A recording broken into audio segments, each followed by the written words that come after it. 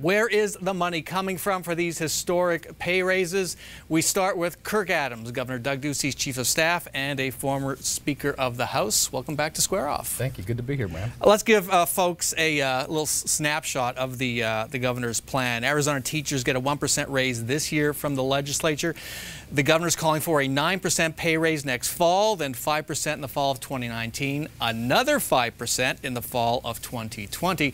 That would be a 20% raise over 4 years, boosting average pay to an estimated $58,000 a year. Got that right? Pretty close, Bram. So okay. 9% this year added to the 1% that the governor already proposed, and 5%, which each additional year after that, which means by the time teachers walk into their classrooms with their students at the start of the school year this fall, they'll have 10% more in their pockets. And by the time they walk into class in the fall of 2020, it'll be a total of 20%. The one point that I would add to your description is that these are funds that will be in the base, meaning that they're ongoing and they're inflated. Okay, and we'll come back to that in a sec. The plan does have to be approved by the legislature. You expect debate to start as soon as this coming week? Absolutely. Okay, let's get to the details. What I hear a lot, the question I heard a lot after it was introduced, where's the money coming from to pay for these raises? Well, it's a good question.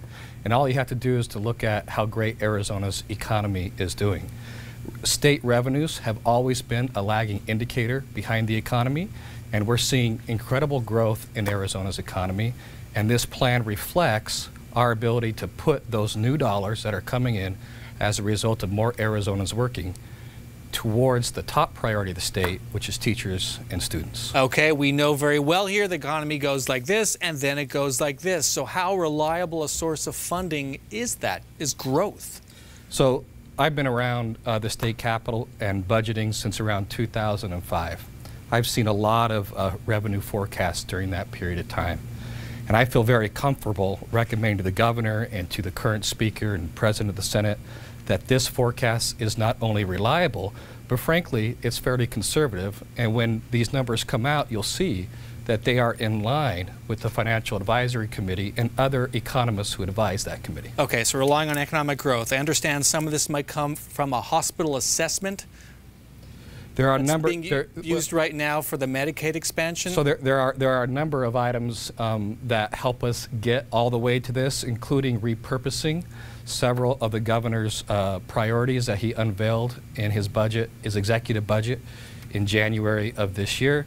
And we believe that combined with the economic growth, with caseload savings, and with reprioritizing that budget, then we can get to what's necessary that's sustainable and ongoing for this teacher. So there are a lot of different baskets you're pulling money from for this.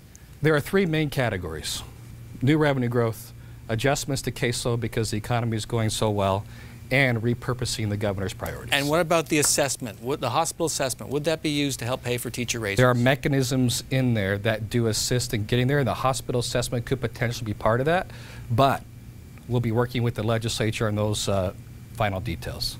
Do you think legislature, which sued over the hospital assessment, would go for it? So, Bram, used to pay for teacher raises? It's not good for me right now to share all those details with you before we have a chance to speak with legislative leadership. I can share with you that we have shared all the major components of this plan with the legislature, and there's a reason why the Speaker of the House, the President of the Senate, and many legislators were standing with the governor, along with educators and education advocates at the press conference yesterday announcing this 20% raise for teachers by 2020. Okay. Red for Ed made a point of including school staff, not just teachers, in their demands for more money. Would school staff be be benefiting from these raises? So the other key component to the governor's plan is he continues to restore recession-era cuts to additional assistance. This is $100 million above and beyond the 20% pay raise, $100 million this year that will go to school districts, and over the next 5 years fully restore that recession-era cut to the tune of $371 million. Here's why that's important, Brad. That money that is going to additional assistance will free up dollars that were previously going from personnel to that soft capital. This means we'll be able to give teachers the raises that school districts will now have money for textbooks, computers, and those soft capital items, curriculum updates, that sort of thing, and free up operational dollars that the districts and the school boards will now have the opportunity to decide how they get spent, and if they choose to spend that on support personnel, they're in charge and they'll be able to have the resources to do that. So a big question, does this have to be approved by the legislature every year for this year and then the 2 years after that?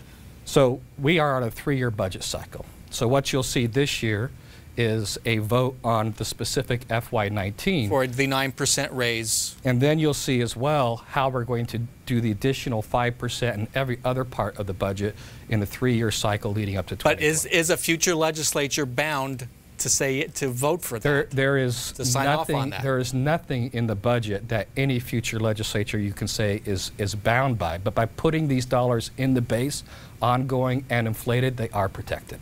They are, okay.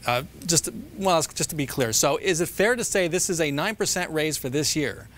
If it passed by the legislature, it'll be 10% for this year. Okay, by the say time 10. you add the 1. It still has to happen. Still has to be approved, and then we'll see about coming years because the governor can't guarantee that, can he? The governor can't because he has the power of the veto pen, and it's going to be in the 3-year budget.